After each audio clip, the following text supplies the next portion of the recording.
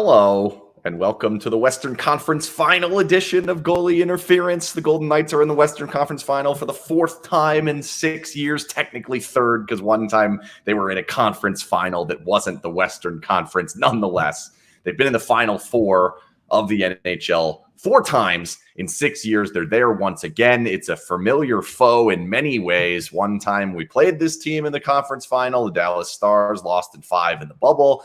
Obviously, the head coach is on the other side. There's a guy that you'll probably remember. They've played him a number of times in the playoffs. They've had him in the playoffs. A lot going on in this series. Mike from Daily Faceoff, what is up? How are you feeling about Dallas and Vegas in the Western Conference Finals? What's happening, Ken? You know what, man? I think this is going to be a hell of a series. That's what I think. I picked the Oilers in the third round. I was very wrong. Yeah, we're going to make fun of you for that. Well, second round. This was a preemptive shot on my behalf. Yeah. We're going to make fun of Jason when he comes on. Yeah. But bottom line, man, like I think you probably at this stage have the best two teams coming out of the West. I don't think either of these have been a fluke. I think Dallas has earned it. I think Vegas has absolutely earned it. And the pomp and the pageantry surrounding this series is real, man. There's so much history here with obviously dating back to 4 years ago now it's been, I believe. The Game 7? Yeah, Dallas and Vegas was 4 years ago. Oh, no, that was 3. That was 3, yeah. 2020. That's right. It was my first year with the Golden Knights. So August 2020, yeah. Yeah, in the bubble. But you've got that going on, but the whole DeBoer factor of this is huge. Like it really is kind of like colossal in a lot of ways. All right, let's just start there. Let's just start right there. Let's do it, man. Why is it so colossal? Why is Pete DeBoer being the head coach of the other team, having been the coach of this team, so colossal? Because he got fired by the Golden Knights. They decided somebody else was better. And now he's looking at a chance to go play for Stanley Cup again. He's in another conference final. Like, this is what DeBoer does. Yep. And the whole revenge tour aspect of this is pretty wild, man, like in some ways. And I do not believe that in any way he's looking at it like that. He landed in a great spot in Dallas, but beyond just the interpersonal battle or the desire to win or whatever. He wants to win this series. DeBoer does, just like any other one. It's not even more so. Go to the Cup finals. You go to the Cup final. Yeah, he wants his name on the cup. It's not there yet. Yeah. Right. But for me, it's the tactical side of this. Even though Bruce Cassidy employs a completely different system than DeBoer typically did then DeBoer did at least, let's say, for the last year of his term in office. Pete knows these players inside and out. And no matter the systems, that's valuable for a coaching staff. They know tendencies. They know they know the mental makeup and weaknesses. They know triggers for players, all those things. So I find that to be incredibly intriguing. Dodonov also, don't forget, he's over on Dallas too. Right. Colin Miller. And that's a little further removed, but it's still real. So I just think it's a fascinating series in that way. And it's going to be a tactical matchup. These are both teams that play pretty disciplined in their structure. Yep. And I can't imagine that this series goes less than 6 games. I just can't. And I think it's going to be some pretty good hockey. I know I'm trying to make predictions here, but it's truly what I feel about it. And we'll wait hang on to your prediction until the very end. So what I want to ask you though, I want to ask you though, how you feel about it just your thoughts on DeBoer coming back for this series. Like, it couldn't have been scripted any more poetically. Like, do you find it any different than myself? No, I think it's fun from the storyline aspect. I'm much more interested in like what you were saying from the tactical aspect of how it goes. I think what jumps off the page to me is like all of kind of the strife that we've gone through over the course of basically the last 3 playoff exits. And you can make an argument it's just 2 because the Game 7 thing didn't really happen. But really, let's just take the last 2 and then somewhat of not making the playoffs last year. there was some similar concerns. The Golden Knights are reliant on the rush. The Golden Knights really need a lot of shot attempts to finally get to and break through. They weren't particularly great in front of the goal. They relied on spray and pray, as I call it a little bit, where you basically just chuck pucks from the outside and then hope that they get through. And all of that strife is now all of a sudden on the other side. And here we are with a Golden Knights team that now I want to make it very clear. They played Winnipeg and Edmonton, and they played Winnipeg without Josh Morrissey for more than half of the series. And Edmonton, who doesn't even defend, and Darnell Nurse didn't play for a full game in that series. So, but that being said, the Golden Knights are pushing they're, I think, the second highest scoring team in the playoffs at the moment. So we're not seeing that like offensive kink in the hose that we had seen in the past. And in many ways, I look at it and I say, okay, well, how do DeBoer's teams score? Number one, they score off the rush. The Stars have 5 more goals off the rush than any other team in the postseason. Against the Golden Knights, you usually don't score off the rush. There's a reason, I'm going to get into it a little bit, about why I thought Edmonton was getting more rush chances, but usually, especially when the Golden Knights come into a series knowing they can't give up chances off the rush, they don't usually give up chances off the rush. I don't think we're going to see much of that. And B, DeBoer teams like to hold on to the puck, work it low to high, rip it through traffic, and try to get sticks on it and then find a way to win on the rebounds, and then do it over and over and over again. If you think back to all the teams that have done that this season, Carolina's a good example. Dallas is not as good of an example, but we've seen some other teams that did it. We definitely saw a lot of it from San Jose when they were here. We saw a little bit of it from Anaheim at different times when they were here. Most of those teams, Vegas doesn't allow much against. So to me, just the matchup itself, how does a Cassidy team match up against the DeBoer team? To me, Cassidy has a major advantage there. And it's not familiarity of players or anything. It's just simple tactical styles. I expect very little rush chance against for Vegas, and I expect a lot of zone time for Dallas, but not a lot going on, which inevitably leads to activated defensemen and rush chances coming the other way. Vegas scores on those. Watch how Seattle scored a lot of their goals. A lot of it's rush chances. I like the tactical matchup of the two teams, the style of play that they play. I think the Golden Knights have the upper hand in that style against these two coaches. And not to mention that the Golden Knights just played against a team in Edmonton that employs a very similar 2-1-2 in the neutral zone. You know, their forecheck is kind of similar to Dallas. But Dallas is much more disciplined in what they do than Edmonton. And I think they have better defenders across the board. If you look at, game 6 of the series between the Seattle Kraken and the Stars, Lindell and Hakanpää had a tough go, right? But and those guys are locked. Those guys are locked down. Like there's a really strong D-core with Dallas. Yep. And I mean, for me, the key against Dallas may not even be as much for the Golden Knights preventing Pavelski from doing his thing or the rush chances from Hintz and the crew as it is trying to really slow down Miro Heiskanen. If they can keep him from getting his boots going through the neutral zone, that's going to really help because he is the mobile defenseman of that team that carries the play. They've truly, Dallas really doesn't have a secondary mobile defenseman.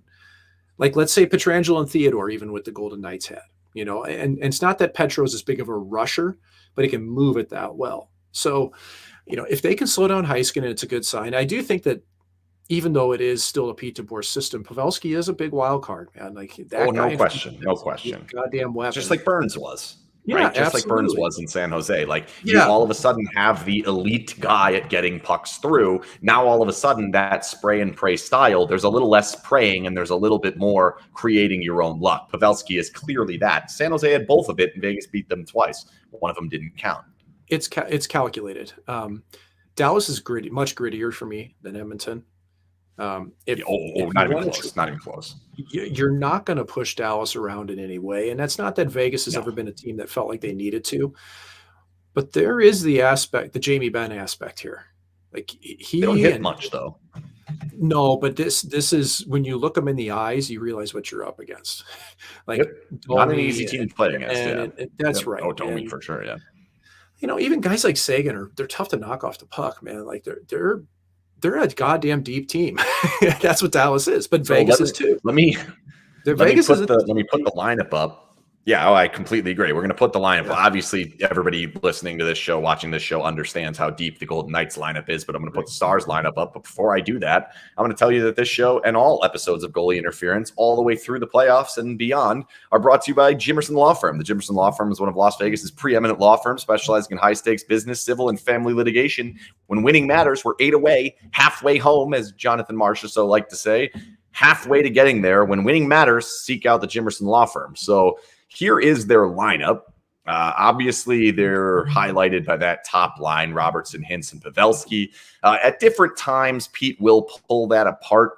He's moved Marchment up. He's moved Sagan up. At times, you've even seen Ben or Dadonov go up. There's a lot of different options that they can potentially use to basically take apart Robertson and Hintz. It's a monster line. It's very difficult to deal with, especially when they get them out there with Heskin and Suter. They're really tough to deal with. Then that second line is, I think, the one that goes kind of underrated from a fan perspective. Tyler Seguin is still a very good player. He's not the same player he used to be, but he's still really good. Max Domi is just a pain in the ass to play against. Really, really hard-nosed, gritty player, gets to the front of the goal, does all the things that really you need in a Pete DeBoer system. And then Mason Marchment's the one that I don't think gets enough credit. This guy scored like over 40 goals a couple of years ago. Maybe it was even last year. Like, this guy can score. This guy can do a lot with the puck on his stick. He's very, very assertive in the offensive zone. Really, really good player. As it goes down, Ben Johnston's a kid, like really, really good. Soon to, like, that kid's going to be second line, first line center down the road. Like, that kid's really good. Dadonov, we know about him. We know what he can do. He's had a good playoffs. Kiviranta tends to kind of come alive in the playoffs. Faksa is a hat trick against the Golden Knights in his career.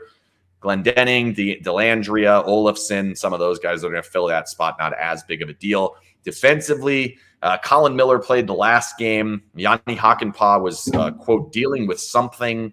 Possible he goes back in. We'll see. Nils Lundqvist is another offensive type of guy, puck mover that they could put in.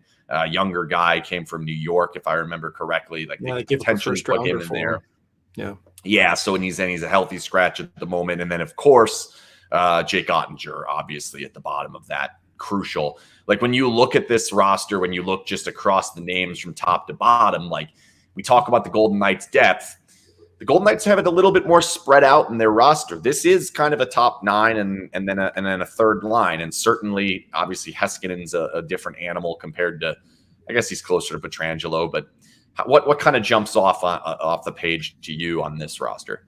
Well, I would say that Dallas's fourth line is more of a true fourth line by older standards. Yep. You know, like, Radek Fox is a really good grinded out type of player. Kiviranta's, I mean, he's got a touch of offensive flair to him that it comes through occasionally. Glendening can grind. I think that they're really pretty clearly defined by having 3 scoring lines and a shutdown. That's really what it is. They're willing to use them defensively. Yeah, they're very willing to use those guys defensively. And it's something that we've seen in Pete's history is he loves a fourth line that can get out there and steal a shift in the defensive zone. Yep. You're going to see a lot of that in this shift. I think that's going to be a big matchup, is like, how can Mark Stone and company deal with that? How can Jack Eichel and company deal with that? Are they going to be able to push them around like they certainly were the last 2 fourth lines they played against? Right. And Dellandrea's been in and out, so he's played a decent amount. And I do think that, as much as I love Dallas's decor, I do think Vegas has a little bit of an upper hand in that. I think that they're a little stronger across the board with their 6D than what you'll see from Dallas. If Hakanpää is in, it is a little bit different look for sure. I mean, Joel Hanley he's an awesome friend, like, great guy. We were teammates his rookie year. I love Joel Hanley. But he's just a very steady defenseman. You know, he's not a physically imposing one. He's a guy he makes the right play and gets it out of the zone, you know, versus like a White Cloud or even Hague, who I think has a little bit more offensive flair to him. So to me, this lineup is just diverse for Dallas because they can score on the rush, man. Like, you watch Hintz skate, they have that ultimate X factor that if their breakout up the walls isn't working, they'll go to the flip and just send it down ice, and off Rope goes. And Rope's a game changer. There's a reason why he scored as many goals as he has in the postseason, because he can absolutely fly, and his wrist shot is not only a missile, it's just impossible to read off the blade. I saw it way too often in practice for an entire year, and I saw him end the Rockford Ice Hogs, in the American League third round to put us in the Calder Cup finals with a wrister from the slot. So I really think that this series, I don't know how much goaltending will be as much of a factor as people may think. I think it might really come down to whether Jason Robertson can find the back of the net. Like he's been putting up points, like he's had assists, but the best version of the Dallas Stars comes with Jason Robertson scoring goals. And you haven't really seen that much in the playoffs. They do have a potent power play, but Vegas just survived that with playing against the Oilers. Like, even though, like, I think if you kill 70% against the Oilers, you're doing pretty amazing. I can't remember what the goal. I mean, they didn't, but they didn't. But I mean, it was closer to 60, which is, I mean, given Edmonton. It's not good. It's not good. Like the Golden Knights right now in the postseason are 60% on the penalty kill. It's bad. Like, and it can get better. It can go up 10 to 15%. If it goes up 15%, you're still looking at giving up 1 and 4. So the power play disparity is going to be there, and their penalty kill is killer. Like, very good. That's a shitty phrase. It's really, really good. We and trust me, as a Golden Knights fan, you will watch the Dallas Stars kill and say, "Oh yeah, that's right. I remember how that looked." Because this isn't going to be a special team series. This won't be a special team series. I'd be very surprised. I'm not sure I agree with you. I think it might tip it. How will Vegas end up in the box against this team? Is it just strictly trying to contain their top line? Oh, it's extended zone time in the defensive zone. I think you get holding penalties when they're going low to high over and over and over and recovering pucks. I think you end up with some tripping penalties and that type of thing. Obviously, the longer that the puck is not on your team's blade, the more likely you get those high sticks. I don't think this is 4 penalties a night type situation, but I do think you're going to see 1, 2, 3, and I think it's not all that crazy to say that, like, you're looking at about a doubly efficient power play for them compared to Vegas. I think Vegas is going to operate somewhere between 10 and 15%. And I think Dallas is going to operate somewhere between 25 and 30. And to me, we got a close series. This isn't Vegas Edmonton where Vegas is going to win by 9 at even strength. Like, we're hoping 3, 4, 5, if we're lucky, right, over the course of 6, 7 games. So giving up 1 or 2 here or there in the wrong time on the penalty kill, I think it can tip a game, which could potentially tip a series if it happens at the wrong time. I think we could very easily walk out of this saying, man, you needed a stop on the penalty kill from a Robertson shot or a Marchment shot or a Domi is standing in front. I think you might end up seeing that, but you're right in that it's not last series. It's just not even close to that. They're not the Edmonton power play, even though they're operating at a pretty good clip. Yeah. And I just said I don't think goaltending will really be the ultimate determining factor, but I mean, honestly, listen, I've been a huge fan of what Adin Hill's done in the second half of the season, truly. Like, I think that he has become a much more patient goaltender. He's played really well. But boy, his sample size is still really small right now in the playoffs. And even for the season, like he didn't play a ton. And I'm always constantly worried about health with this team, even though Cassie did allude that, hey, Thompson is, maybe Thompson, but you can't be banking on a guy coming off injury. He's been put him in. You can't put him in. Right? You can't put him in. Like, it's got to be last resort. You can't put him in.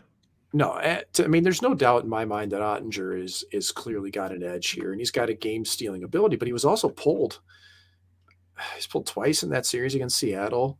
I mean, they found there are. Oh yeah, he hasn't been, and the Golden Knights lit up Hellebuck. The Golden Knights stomped Hellebuck, and Skinner has been good at different times, and the Golden Knights made him look bad at different times. Like, we have not seen the Golden Knights team that turns bad goalies into superstars. We've more seen them turn in all goalies into the same thing. Skinner didn't look that much different than Hellebuck. I will agree with you that I think it's less important, the goalies. I think it comes down to the defenses in front of the goalies and the rush chances. Both teams are elite on the rush. I expect Vegas to have double the number of rush chances that Dallas has, maybe more, and they just have to finish them. Ottinger can steal some of those, but if you finish them, usually the goalie can't stop them. I think that's how Vegas wins the series, beating them on the rush. I think that's the biggest part of this series for me is offensively, that's how the Golden Knights get at them. And the flip side is DeBoer knows that side of their game better than anybody.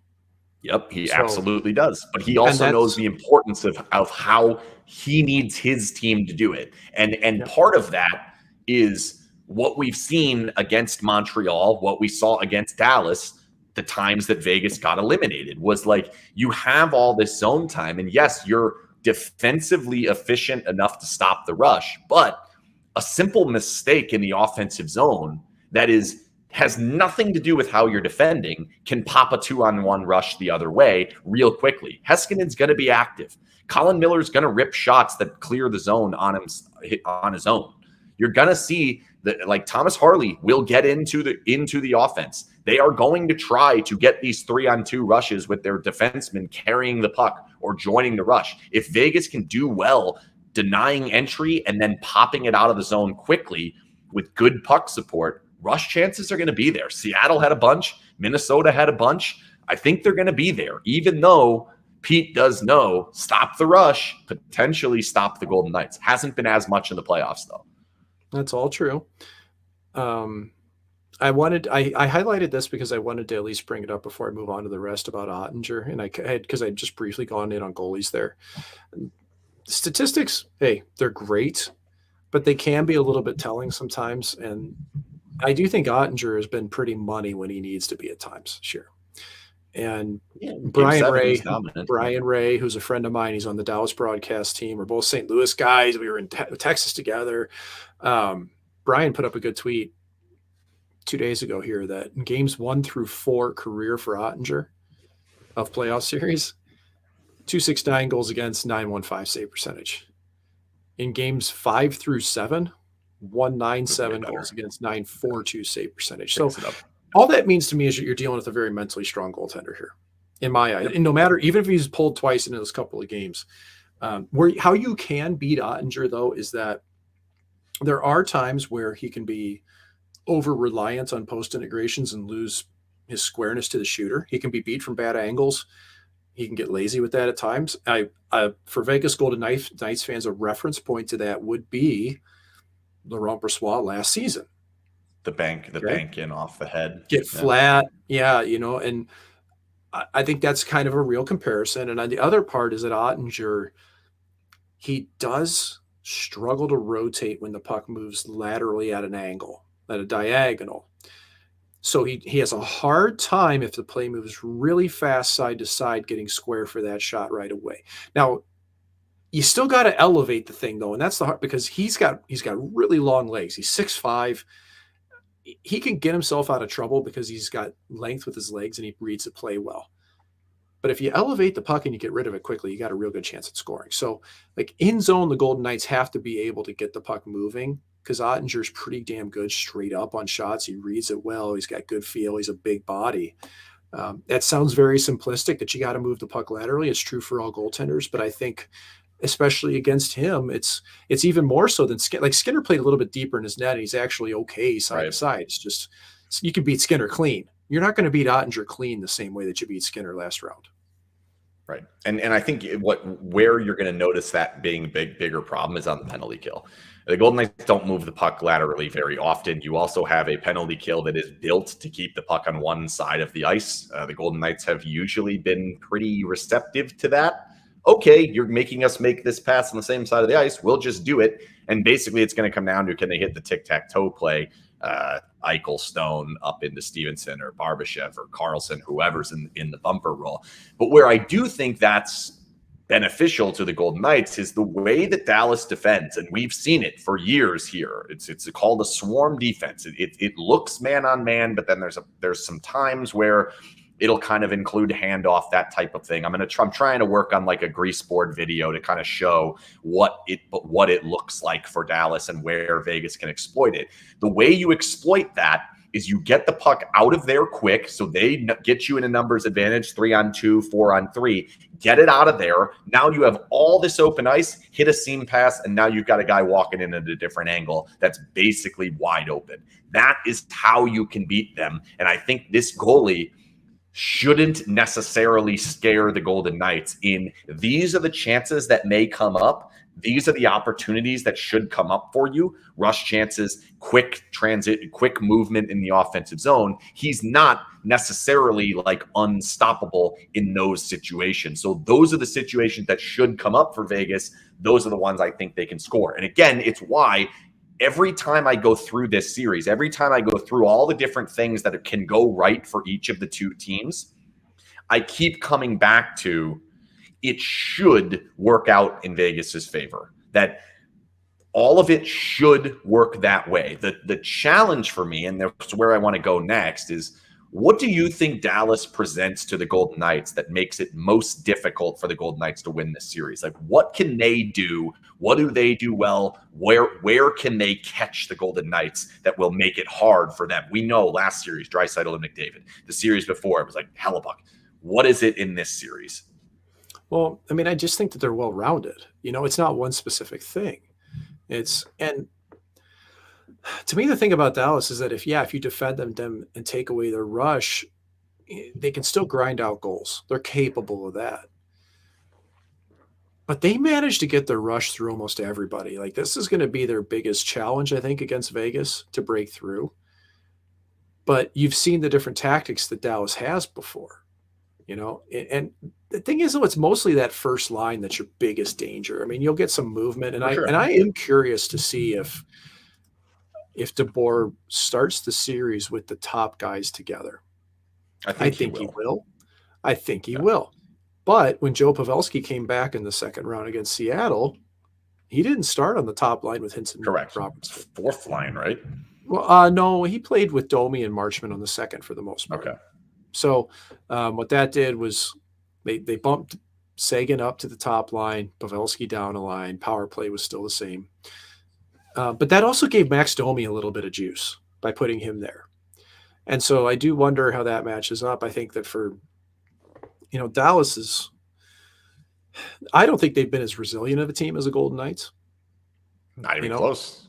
Right. So – you know they're going to put an emphasis on the way they start games, and you might get the Pete DeBoer interview during the first period where he says more or less, I hate our team right now. We've got to fix this, because he did that twice in the last series against Seattle, which was hysterical.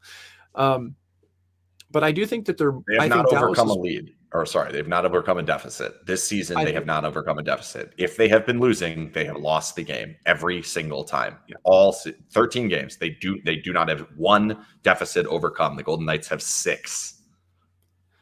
I do think that Dallas, like I say, it's not just the fact that they can attack on the rush. They can grind it, but they also have X factor skill.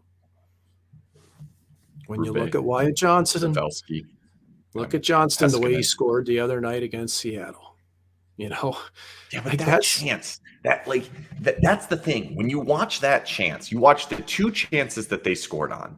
Vegas doesn't give that chance up. How often does a guy pick the puck up underneath the goal line and have a chance to just walk it right in and backhand it up over the goalie? I can't remember the last time we've even seen anything close. But it's, to me, what I'm trying to describe isn't the way that Vegas gives up those chances. It is the X factor skill involved with Dallas.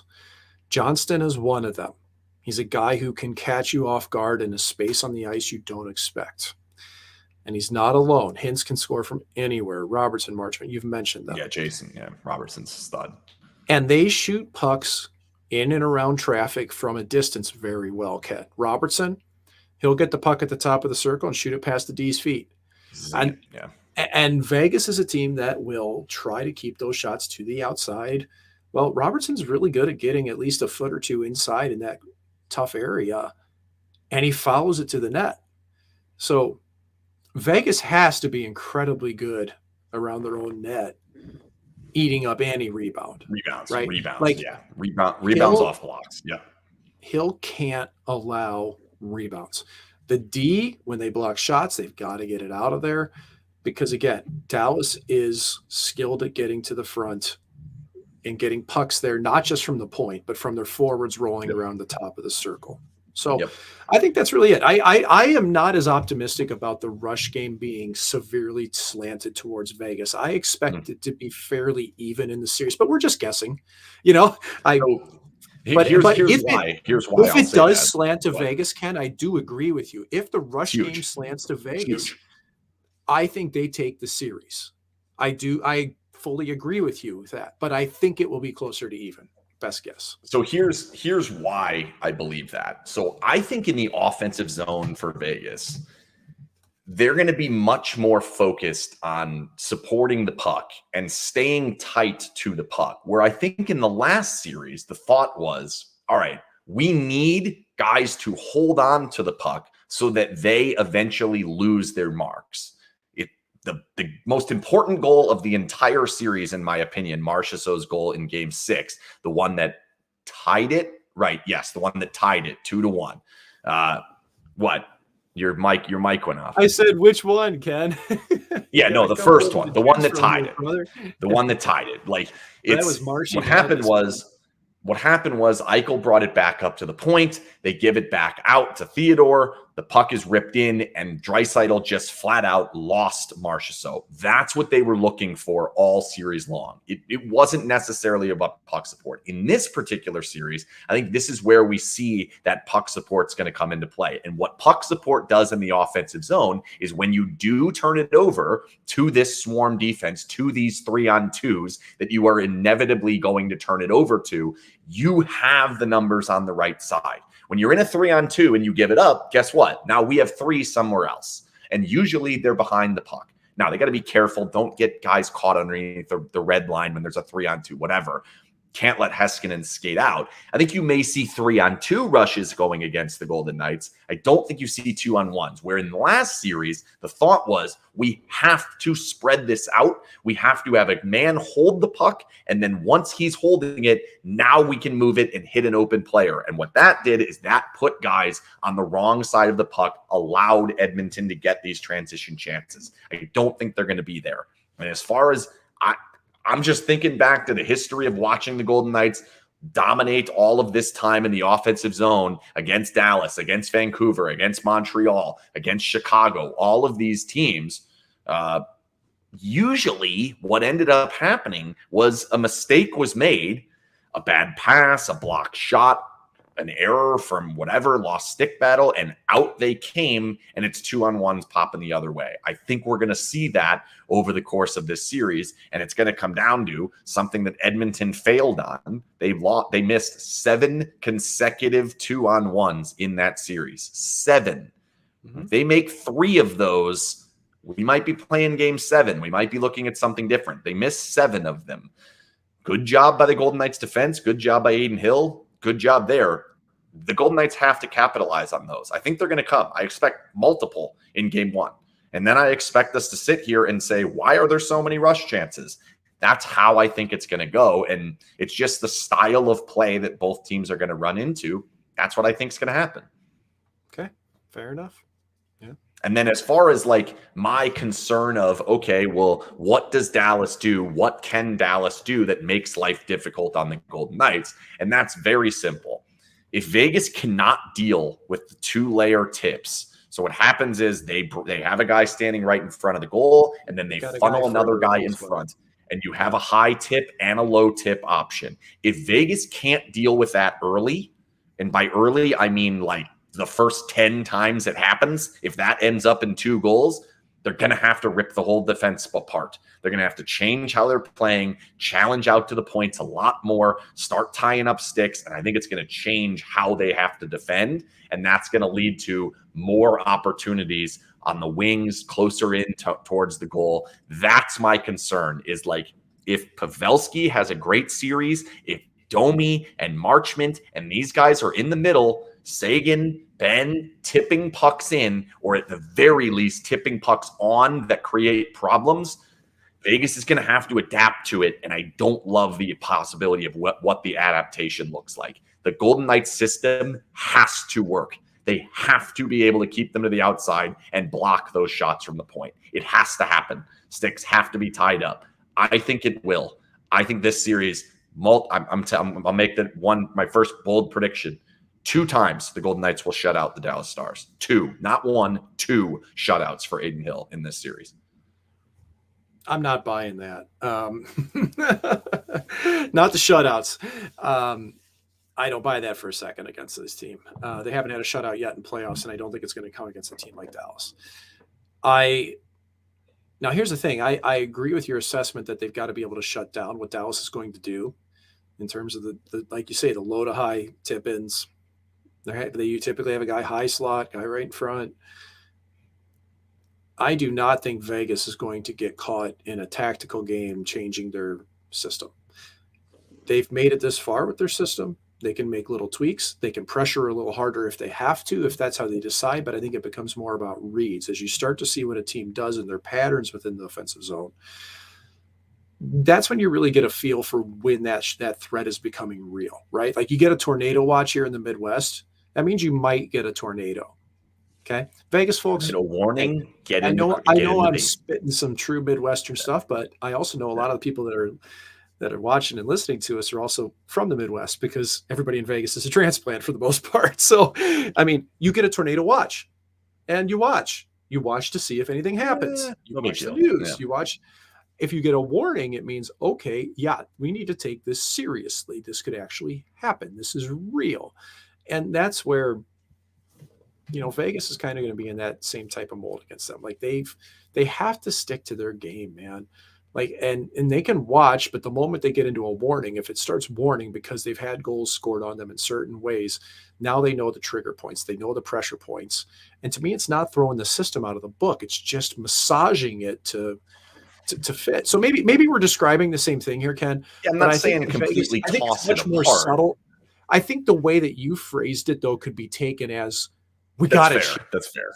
And I don't think they're going to come out of their zone. They're not going to start. They're not going to change their style of defense. No, but I do think there's going to become a bigger reliance on centers tying up sticks, and I just feel like that is going to open up things along the wings. Because as much as we've to this point gotten away with Ivan Barbashev's not very good in the defensive zone. I don't think Brett Howden's all that good in the defensive zone. As a winger, Nick Waugh's not terrific in the defensive zone. If things aren't going well in the middle, the outsides are going to start eating them up. And that's where we get to the goalie becoming a problem. If the puck gets in tight, that's where the goalie could potentially come back and bite the Golden Knights. If they're giving up tip chances, I don't care who the goalie is. They're either going to hit him or they're not. And if they make it all the way through clean, Adin Hill's going to stop them. Like, I trust that. Yeah, I don't trust it if we start getting things down underneath the half wall. We're now hitting passes into these circles, getting these seam passes because we don't have that layer through the middle that we normally have with that center because he's so far up chasing this high tip option. Oh, and they're going to have to – Vegas has to be smart with the puck in the offensive zone. You can't feed the rush. This is obvious stuff, but when Vegas is trying to create those chances from a little bit higher and not just goal line play, you can't feed the rush of Dallas because they want to go. We know that. We know DeBoer's system, man. If that D picks up the puck, the defensemen come with. Man, they're going the other direction. And that's where, for me, Vegas, and this has been the same thing all season long, that third man high in the offensive zone, critical importance, good reads. I'll tell you what, that's where I'd like to see Nick Waugh at center, even though I don't think that fourth line was great in the last series when Waugh was there. Nope. They weren't. Nope. But I'd like him better at Waugh center against a team like Dallas. Yeah, but he did the job of what they needed in Game 6. Nick Waugh was the unsung hero to me of Game 6. Yeah. He was terrific at hanging on to the puck and creating these opportunities. The difference is that's not what you need to do against Dallas. If you're trying to turn back up and hang on to the puck, there's 3 guys on you. They're taking it off you. It's off the boards and it's out. That's where offensively this is going to look different. You cannot forecheck these guys into oblivion like they did Winnipeg, and you cannot just hold on to the puck and wait for them to shoot themselves in the foot like they did against Edmonton. You have to be able to make good plays, support the puck, and move it quickly. We have to see that. That's got to happen from whether it's below the goal line, up high, it doesn't make a difference. There have to be better at that. And that's where, like you're saying, I usually feel pretty comfortable they're not going to give up rush chances. I still stand by that, but mistakes early in the series could lead to rush chances. We could very easily see that Friday night. Yeah. It's just everything that you've just described, and I agree with it, is that patience is going to be the virtue in this series. 100%. 100%. I mean, offensively and defensively. Yep. If you really come in and try to push it and even taking a little bit of risk, I don't like it doing the other. I don't like how it looks for either club. Right. But I really think that playing against Edmonton was a good appetizer for this series. From a standpoint. So I'm not as sold by that. Cassidy mentioned that. Cassidy said that. I'm not sure I'm as sold on that. I am, because systematically that's what you're prepared for. You've just played against it. And that for me is really the important factor of it. It's not like you're going from, a team that's playing a 1-2-2 to a 2-1-1, 2-1-2. Like you're still very much in that same mindset of how you're going to defend something. Not that it changes the Golden Knights approach. It's just you're still structurally you feel like you're playing against a similar team that way, and that helps. It's just the difference in personnel. Like, there was really not much going on when McDavid and or Draisaitl weren't out there. There really was not much threat.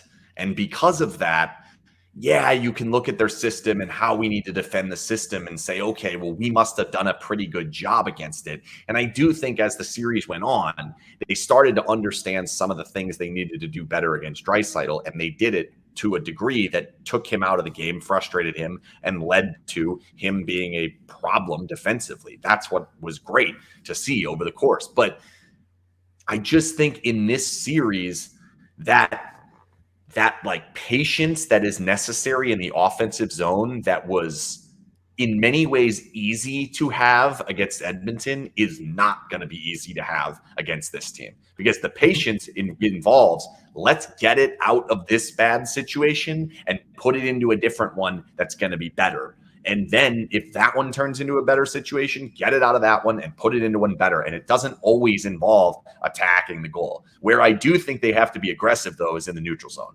When defensemen are jumping, you've got to shut that down at the blue line. They have to be good at the defensive blue line.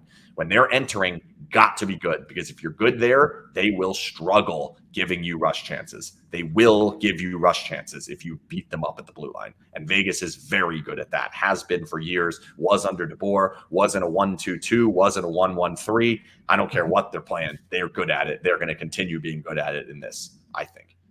Yep. And by the way, how are the matchups down the middle? How can Jack Eichel, can he keep it going like he did, man? Like Ken, I've been really impressed with him. Like he really great.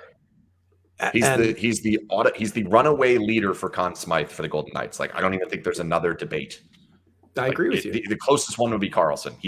And Carlson's not going to get it because people don't watch off the puck play. So right. that alone is impressive. Like, that's impressive. What I've loved though about Jack Eichel is watching him track back into the defensive zone and watching him hound pucks and seeing that he's been, and honestly, this is the culmination of Cassidy putting him into tough situations this season, Ken, putting him out on the ice in the last minute or two of the game.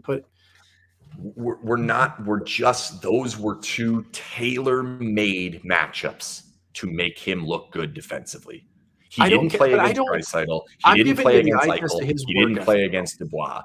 Like, work ethic's fun. I think he's always going to come back. I always think he's going to defend. The problem that I'm concerned with now is when we're going to be living in the defensive zone and he's going to have this responsibility of making the decision. Do I come up high? Do I stay down in the middle? Am I tying up a stick? Are there players behind me? I think that the job that's going to be asked for him is going to go way, way up in this series. And he's going to have to deal with some things defensively that he just flat out hasn't to this point. I think this is a much, much more difficult series for him. I expect Mark Stone to be the much more impactful player than Eichel in this series.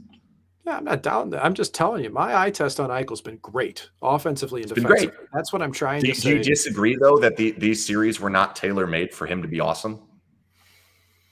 I mean, he's gonna face. It's a different set here, obviously. Yeah. I mean, so Yes. I don't know, man. Anytime you're going up against, if he can get the matchup he wants, if they can get him on the matchup they want against Edmonton, it is different than going against a third line with Dallas, or even going against a fourth Which is line. what Like happened over and over and over again, right? And Like Radek, that's even if what he's going up happened. against Foxa and Kiviranta and Glendening, those are guys that can't shut down. So yeah, I Not mean, like gonna be we're agreeing easy. here. I'm just, my point is Yeah. that guy's played defense, man, and He's I'm been good. impressed. He's been awesome. It's He's just been good. And your point should be taken, though. Can he, against a team that is efficient, and let's say at least defensively throughout their four line, and they have serviceable four lines, can he keep it up? That is a question. That's something to watch. It's one of my main ones. One of my main questions. Three main questions: Can the Vegas Golden Knights slow down Miro Heiskanen? Can they manage to keep Pavelski and their crew from not getting rebound chances, as not even as much as tips, just rebound chances? Yep. Can Eichel keep it up? And can Aiden Hill keep it up? Those are kind of my four big ones. That's really it, And that's why I say, like, I think this is, you take any of those four, whichever team gets most of those right should be on top. I still, we'll get to it at the end. I think it's gonna be a great series. Let's bring Jason up because I want to make him do something similar, but do it backwards. So Mike just gave the four things that the Golden Knights need to do, or that basically Dallas can do. What are the things that answers that like the Stars have to come up with? Problems the Golden Knights are going to present that the Stars are going to have answers. They're going to have answers for. What are those? Okay, let's start with scoring. So the goaltender for the Dallas Stars, Ottinger has to be who he was in the regular season. He can't be pulled. What was it, 3 times, Mike, in that series? Granted, even though DeBoer said after those games, I believe 3 for playoffs now. I want to say DeBoer said after those games, he said Ottinger was the best player out there. The rest of the team didn't deserve to have him in net for him. So I just consider that being the number one thing. Ottinger beating out Aiden Hill in a series, we'll see. Mike said, will Hill keep it up? I think secondly, defensively, I think the Golden Knights have to be as good as they had been all postseason and a little bit better this time around because of what you guys were just talking about, their depth. And then third, let's stick with that depth. Who's deeper? Is the Golden Knights third line, fourth line, are they going to be better than the Jamie Benn third line, or I don't even know who's on the fourth line? Deeper, right? Who's like scoring that's what is you're deeper. talking about. You're talking about scoring. Who's getting scoring from different areas than just the best players? Right. And also, listen, I think all of us knew that Marchand would break out eventually. I think we're looking at it on the other side. When will Jason Robertson break out? So those are 2 players, 2 sharpshooters that I think will have impact. One of the other things that we've noticed over the course of years with Pete DeBoer as the head coach, and he was tremendous at this as the Golden Knights head coach. He was very good at it as the San Jose Sharks head coach, because if you go back to that series, Mark Stone started to shut down in the back end of the series that the Golden Knights lost in 7. What Pete DeBoer does very, very, very well is he takes away your best player. He stops scoring from your best player. We saw it from McKinnon. We saw it at different times from certainly with Stone. I think he did a pretty good job against Kane and Taves in that series, despite the fact that team sucked. He did a very good job of it. I don't remember there being all that much Besser or Horvat or anybody, Pettersson, dominating them in that series at that time. If there's one player that Pete DeBoer circles going into this series, is it Eichel? Is it Stone? Is it Marchessault? Who is it? I think it's Stone and maybe even a defensive player. Am I stretching it there? That maybe he's looking at Theodore or Pietrangelo. I can't let those guys, get deep and be able to add offense. I don't know. Maybe there's another forward there. You guys just talked about it with Eichel. It seems like he's going to have his hands full as it is. So I think Stone offensively is one of those players that they're going to try and shut down altogether. It's Mark Stone for me. I think I mean, him and Eichel are probably enemies number 1 and 2, but I think they look at Stone as probably more of a all-around threat that can affect the pace of play in a lot of different ways, especially in the style the game's going to be played in, right? Yeah. Like I think that style is we're going to have to shut down rush. If we do that, that's going to slow down Eichel in itself. If we're having game plan to slow them down in the offensive zone, that game plan has to be able to stop Mark Stone. I don't think it'll be a D. I don't think that DeBoer is even concerned about Pietrangelo or Theodore right now under Cassidy's system. Yep. To me, they're just not like it's very different than that second wave under DeBoer when he was coaching. So I really do think that Stone is your key. I think DeBoer is going to be very, very aware of what Karlsson does defensively. He knows that.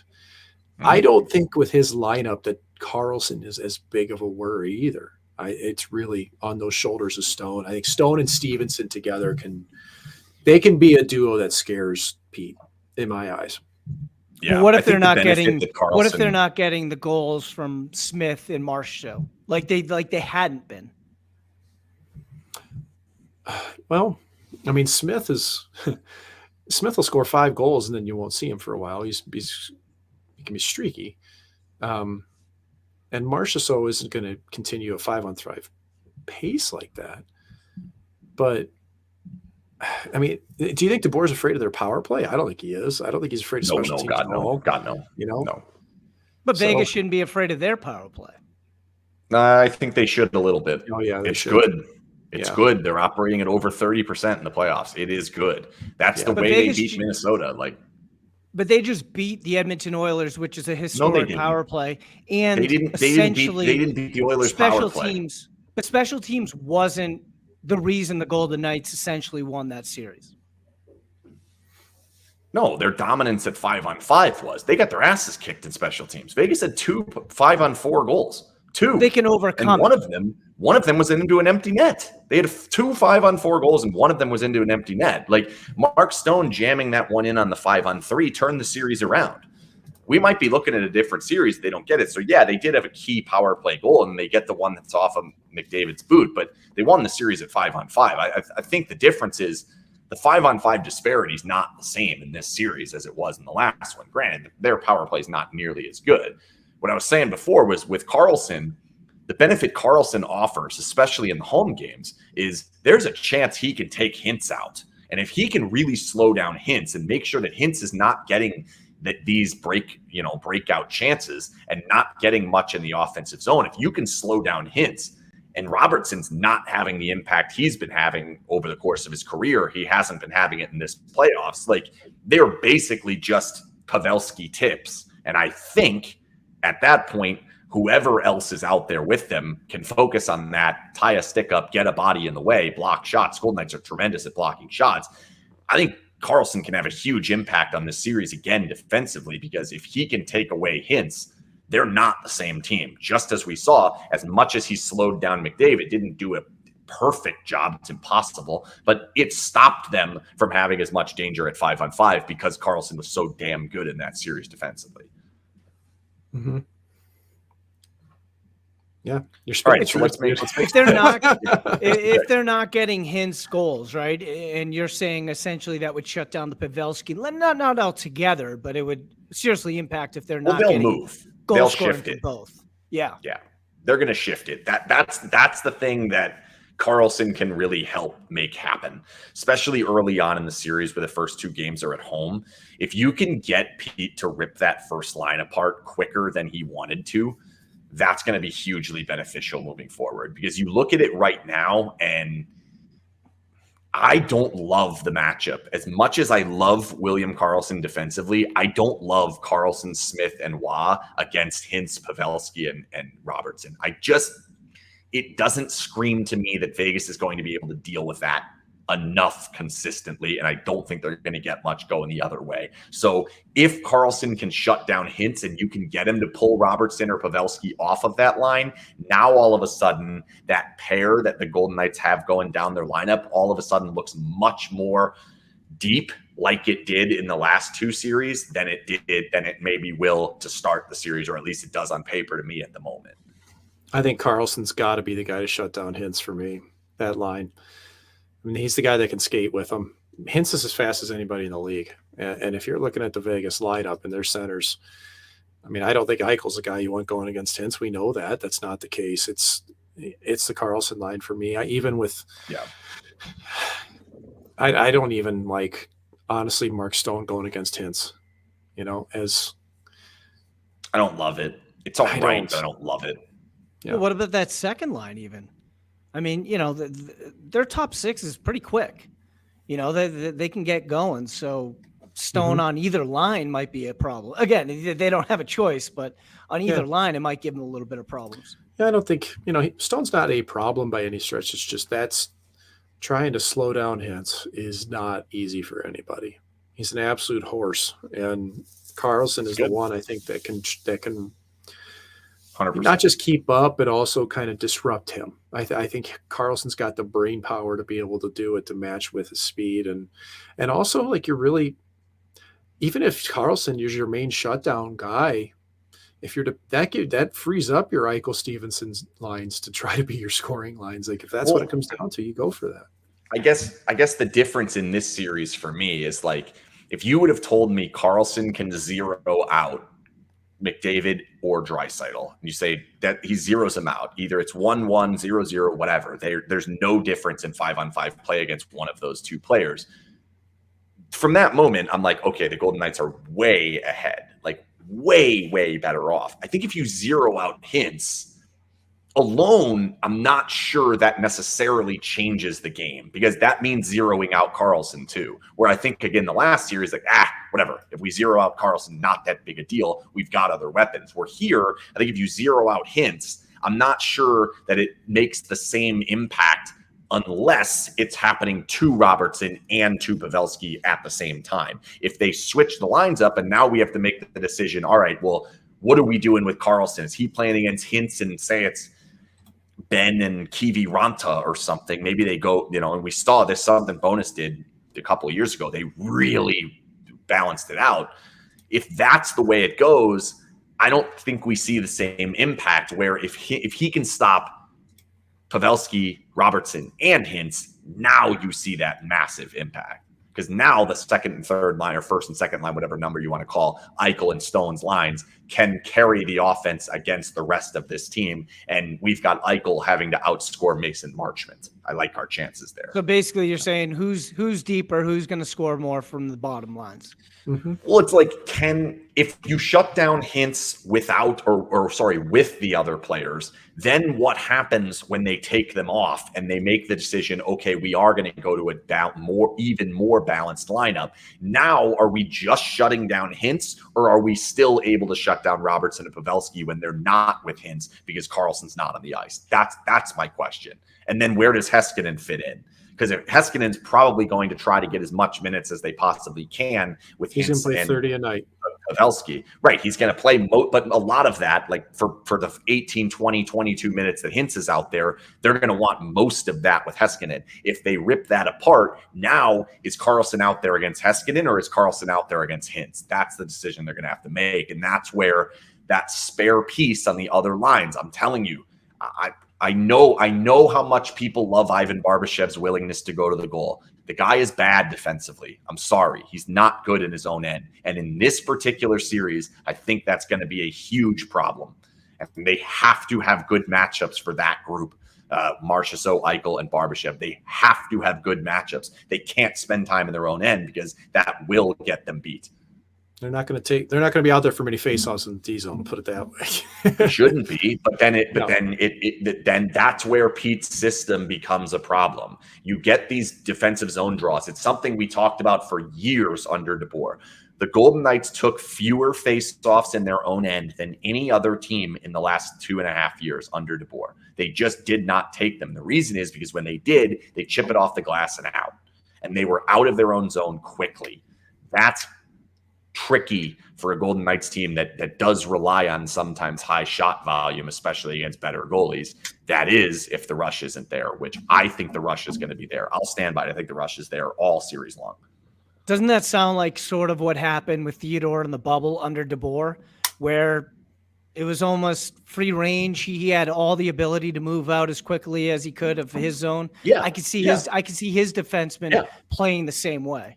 It will be. This Heiskanen is Theodore. If you want a direct comparison, he's better. Right. But I mean, within Pete's structure, that's who he is. Right. That's correct. He's better, right? And he's a better all-around player than Theodore. Like yes, that's tricky. All right. So the last time we did a show, the series was 2-2. You guys both picked Edmonton. I don't remember if it was in 6 or 7. So we're gonna just go ahead in the comments and just rip on these two a little bit because I think we picked them in game. Oh no, you're right. I apologize. We both. It doesn't matter. It doesn't matter whether you picked them in 6 or 7. It doesn't matter. It doesn't matter what your name is.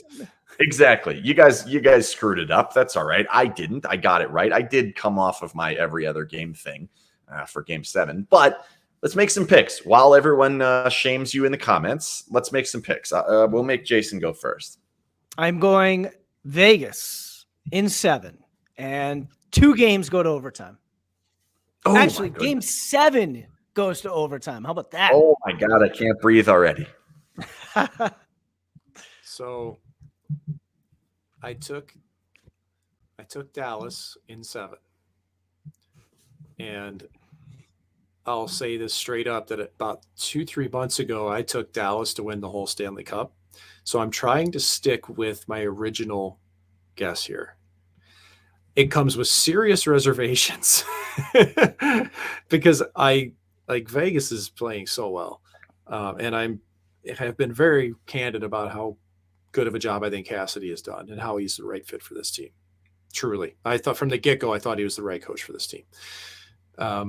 I'm still going to stick with Dallas in 7. I'm going to base that on, as much as I love the fact that Adin Hill has played better, much better, has looked comfortable, I don't think going a full 7 games, he's going to bring home the bacon against Dallas. That's really, when I have to say it, even though earlier I said I didn't think goaltending would be the biggest factor or would define it, I think it'll be a big part of it. So this is going to be a great series. I'm going to stick to my guns and say Dallas in 7, and it's mostly because that's what I said a while ago. All right, hate me if you want, Vegas fans, but all you superstitious people out there can go, hey, that's great. He said that they weren't going to beat Edmonton. Yeah. So somebody, here it is. Corey specifically said it. Please pick Dallas. You did it. You're welcome, Corey. Yeah. Hey, let me piggyback off Mike real quick. Here's a question for both of you. If DeBoer is the coach, are they here? Mm-hmm. You mean the Vegas Golden Knights? Yeah. Yes. I mean, to me, the team was healthy this year. I think they're pretty much right back in the same spot. In the playoffs. In the playoffs, they were healthy. They may not win the division, but they were better than Winnipeg. They were better than in Edmonton, and they were better than LA. I still think they're better because Edmonton was better than LA. I agree that they're probably a little bit better a team under Cassidy. I also think that Dallas is a lot better team under DeBoer than they were under Rick Bowness. So you have a bit trickier of a matchup. But to me, last series, they figured out a couple of different things that I think DeBoer would have figured out against Edmonton as well.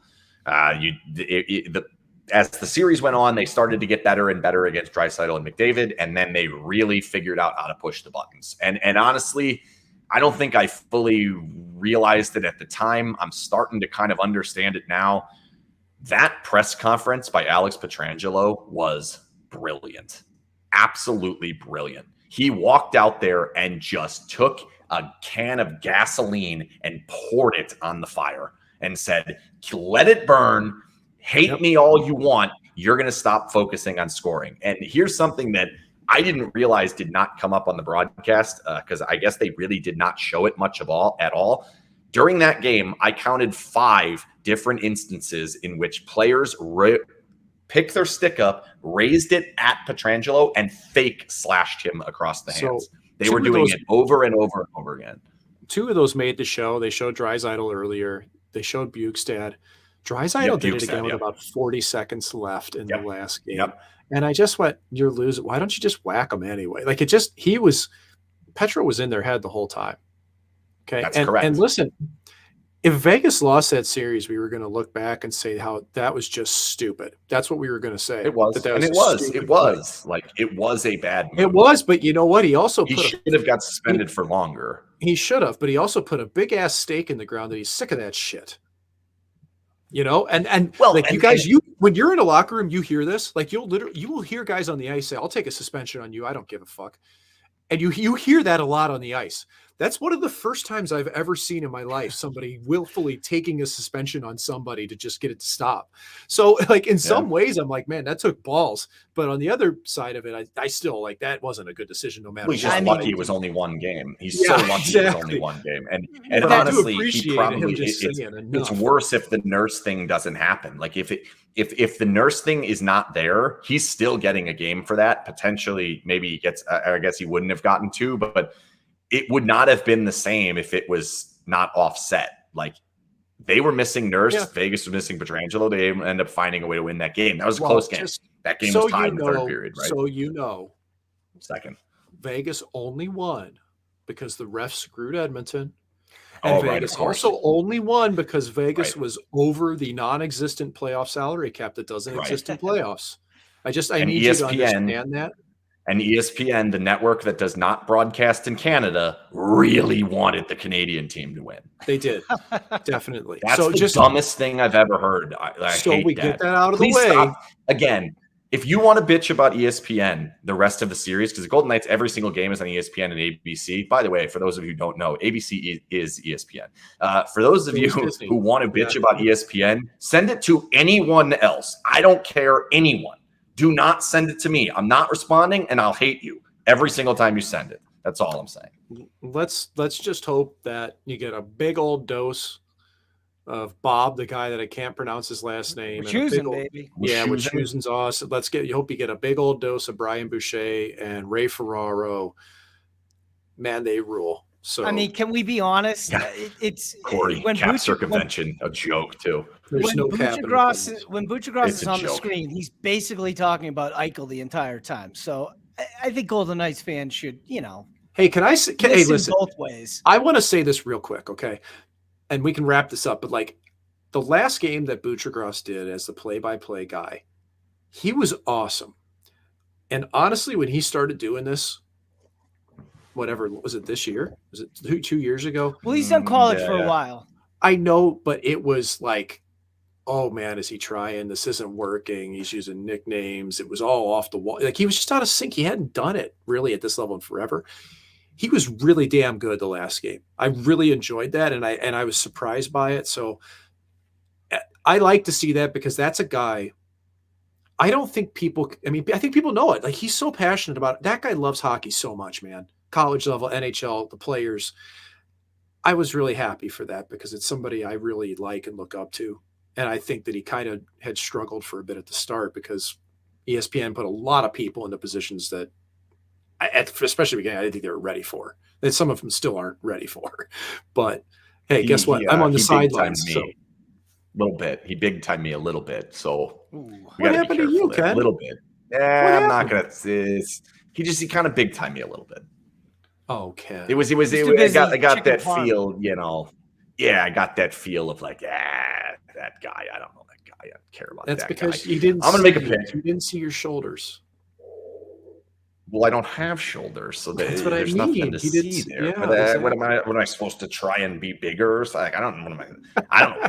He doesn't have shoulders either, so that's not really. That's nice. Sort of something. Okay, I'm gonna make my pick, and I might change it in right now because we've gone through this show. I'm further convincing myself. I'm going to do it. I'm going to change it. I was originally going to pick Vegas in 6. I'm changing it. I'm going Vegas in 5.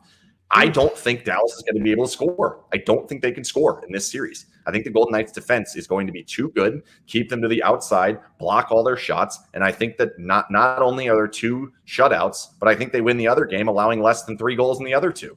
Like, wouldn't shock me at all if this is somewhat of a repeat of that Kings series where like they just can't score, that they cannot score. And I don't think they're going to give them rush chances. I don't think they're going to get all this high tip stuff. There are concerns that I have. I'm not sitting here saying I'm no concerns, but I think Vegas is going to get rush chances, and I think they're going to keep them to the outside, and they're not going to be able to score, and there's not going to be any change to fix it. So Vegas in 5.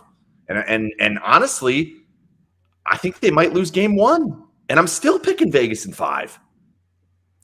I think what you've just described is the roadmap to Vegas's success. I just don't believe that it's going to take 5 games, and I think that Dallas will be able to score at a clip better than what we've expected, or what you expect. That's where we differ on this. Simple as that. And can we argue that this is definitely the best goal? Now I know he's pretty good in Winnipeg too, and he's going to get Vezina votes. But he wasn't in that series. Isn't Ottinger the best goalie they've faced in the postseason so far? I think Hellebuck was right there. I think they're similar. He wasn't very good, but I think the reason for that is Vegas was. But combined with their blue line, also, I would think that Dallas has the edge. Tougher task. They're not facing Shesterkin or Sorokin or Vasilevsky. Right. Okay. So bottom line, Ottinger is beatable.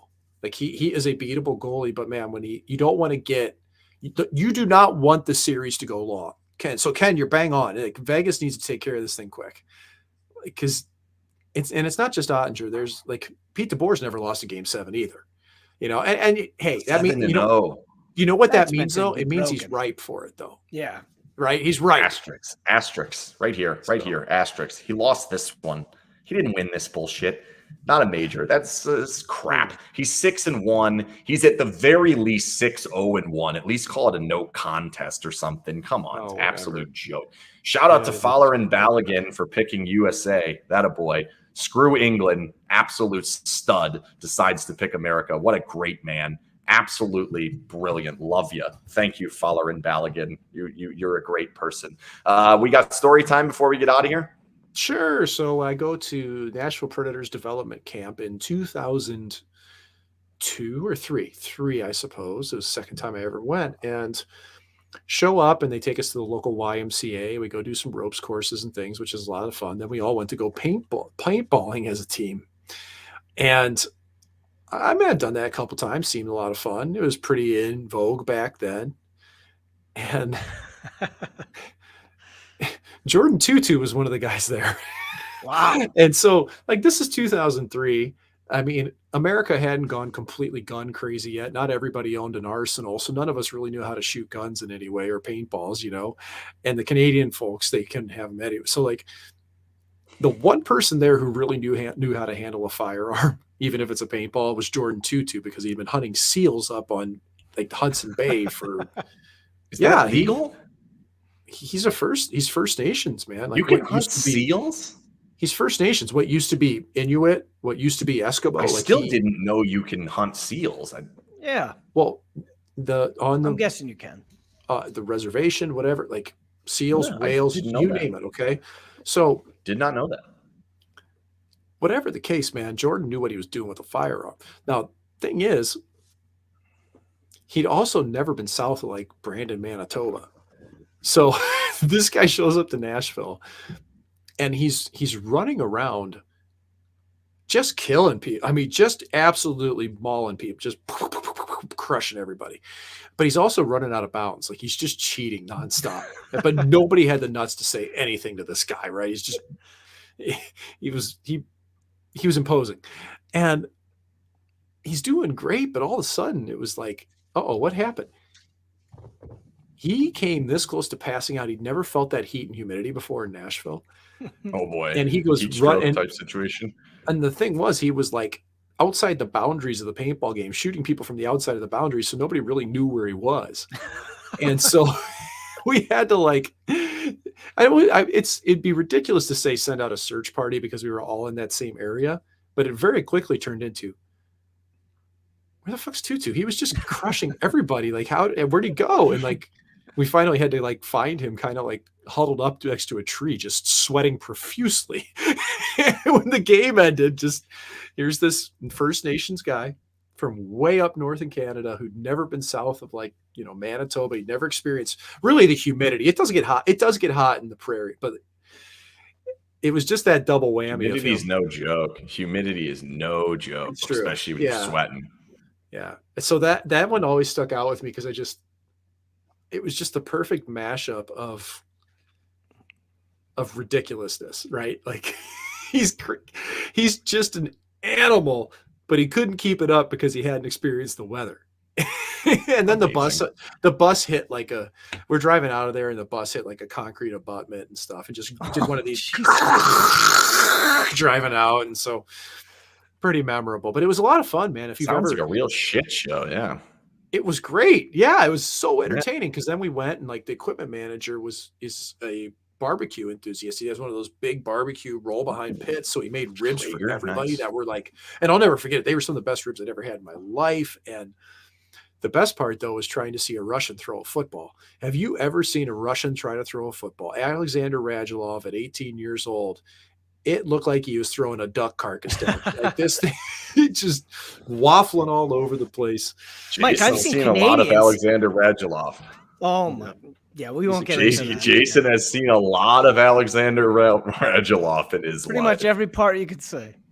Every part of Alexander Radulov you can possibly see, Jason has seen it. Yeah. So there we go.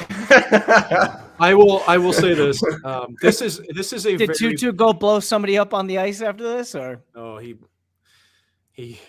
was an animal. So this is a very personal series for me in a lot of ways. I have a lot of friends on Dallas. Full disclosure, on a personal level, yeah, I will fully admit I am rooting for a lot of those guys, but I'm also rooting for a lot of my friends on Vegas too. It's like, this is one of those series that you look at and you're just like, oh God, you can't really pick a big winner on it. So, but I have a really soft place in my heart for Dallas. That was probably my favorite year of my career. I mentioned off the air that I think they were talking about you in Dallas sports radio. They were talking about a goaltender that came in from St. Louis, that lived in St. Louis, and he played for the Stars and ended up losing a game versus the Blues.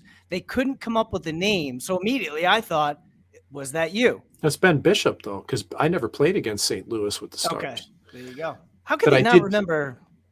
But I did play for the Stars, 5 periods. I did a great job in I did a great job in 2 of the 5 periods to close out a game against San Jose, against Pete DeBoer. Yeah. Came in relief from underneath the stands with 3 minutes left in the first period and played shutout hockey. And then I allowed 5 2 nights later in Anaheim. Yuck. I'm sorry. I keep laughing over here because Rupert, my dog, is sleeping off camera and he's having a bad dream right now. So he's growling and running. Right now. It's hilarious. It's absolutely hilarious. We will be back tomorrow with a Q&A. On the Dallas Stars. So that's going to be fantastic. We'll have that on Discord. If you want to come in and join that, please let me know. We'll get some people into Discord. I'm working on a grease board situation where I kind of show the grease board of how the Golden Knights defend, how Dallas defends, where the kind of areas that they can take advantage of each other are. Hopefully I can make that happen. There's some technicality issues that we're going to try and make that happen. And then maybe we'll see if we can get a podcast out, whether that's tomorrow or sometime soon coming up before that. Then I'm off to Dallas. Shout out again, Vegas Night and Day Heating and Cooling for sponsoring all my trips to Dallas. Going to get some big time barbecue down there. Pumped about that. Terry Black's Pecan Lodge. I am pumped about some good barbecue. We're mentioning ribs. I'm excited about that. Don't run red lights this time, please. Don't run red lights. There were 2 greens and the red. I don't want to hear that. Killed us. That was bullshit. Game 1. I 100%. Lodge is legit. Go to Deep Ellum, have a good time. Dallas. Yeah, no, I totally ran a red light as bad as you can ever possibly run a red light with Jason in the car the first time we were in Dallas. There were 2. It was too close. There were 2. And then goalie interference presented by the Jimerson Law Firm is coming back next Wednesday. There's no game on Wednesday. I believe we have 2 games before that, right? We should have maybe 3. 3. Yeah, 3. It'll be 3. So I'm going to have to do goalie interference from Dallas, aren't I? Oh, first road goalie interference. That'll be fun. So we'll do that. I'll find a way to sit down. That'll be 9 o'clock local. Ooh, that's going to be brutal. Okay, so that's all happening. We should do that together. I should hop a flight. We should do that one together. Well, come on down. I'll be here holding down the fort. Real quick. Nick, there was coverage. No. There was some coverage, okay? That's all I want to say. God. Oh my God. Stop it. Get that off of there. Get that off of there. This show is over. We can't talk more. We can't use the word hog anymore. This show is over. Good night, everyone. Good night, Mike. Good night, Alexander Radulov. This show is over. Oh God, don't do that.